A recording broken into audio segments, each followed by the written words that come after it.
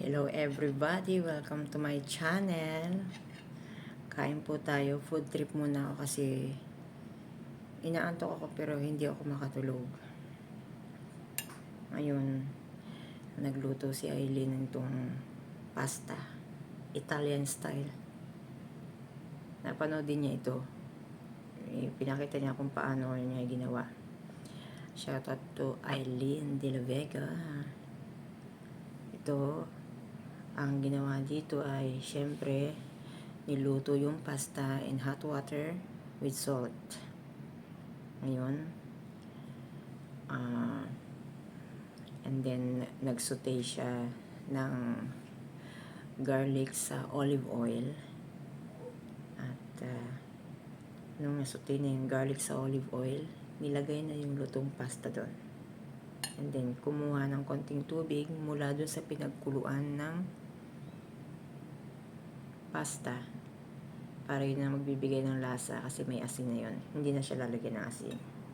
And then nilagyan niya ng dried ano ba yan? Basil ba? Hindi ko nalimutan ko na. Kasi yung mga basil siguro to. Nalimutan ko na. Basil ba o parsley? Pwede rin yung sariwa. And then paglagay niya dito, lagyan niya ng parmesan cheese. O diba?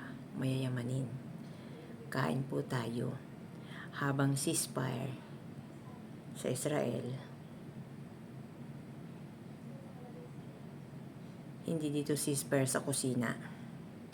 Pero alam nyo ba, totoo niyan, nag-rocket alert na naman sa Tel Aviv at Jerusalem. Diba? Kare-reunion lang namin kagabi. Kain po tayo.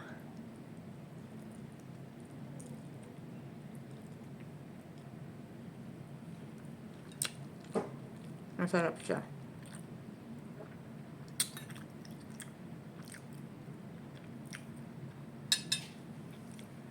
Parang ito, maganda siyang base. Depende na sa'yo yan kung pasasarapin mo. Sabi nga niya, ay pwede mo yung lagyan ng shrimp sa ibabaw.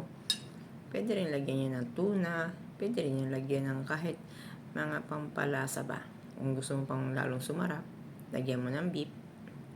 O, diba? Kahit na nga lang ketchup, pwede na. Pero masarap siya.